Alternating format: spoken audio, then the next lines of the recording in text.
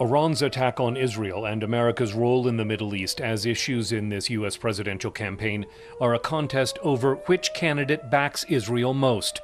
As incumbent, President Joe Biden oversaw the U.S. response to the attack and reaffirmed U.S. support for Israel in a meeting with the Iraqi Prime Minister. The United States is committed to Israel's security. We're committed to a ceasefire that will bring the hostages home and preventing conflict from spreading beyond what it already has.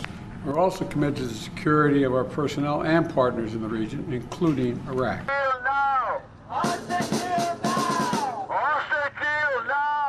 Politically, Biden is facing competing calls to do more to help secure the release of hostages held by Hamas and to get tougher with Israel over its attacks in Gaza.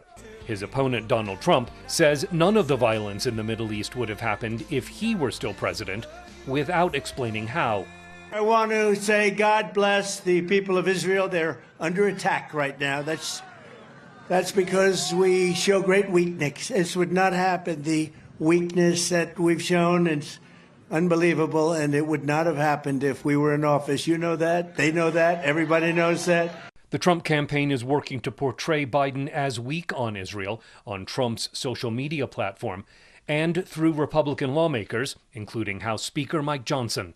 Joe Biden has transformed into an anti-Israel president. There's really no other way to characterize it. He's more concerned, seemingly, with placating the anti-Semitism in his base than standing with our historic and vitally important ally. In the Midwestern state of Michigan, voter Carol Plissner says Biden needs to keep up his support for Israel. I think initially President Biden's response to the situation was helpful and it was supportive. I think as time has gone on, that's become more questionable.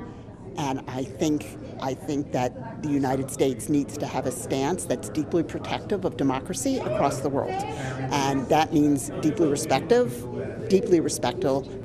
of Israel. Biden's support for Israel in Gaza is reason to oppose him, says Michigan voter Mohammed Mauri. He's a complicit in a catastrophe that's happening 1,000 miles away. People think that it's not hurting us, but it is. We're aiding it with our money. Polling by Pew Research last month showed deep divides on the issue, with about 20% of U.S. voters saying Biden's striking the right balance, another 20% saying he's favoring Israel, and 16% saying he's favoring Palestinians. The largest group in that poll was not sure how well Biden's handling the issue.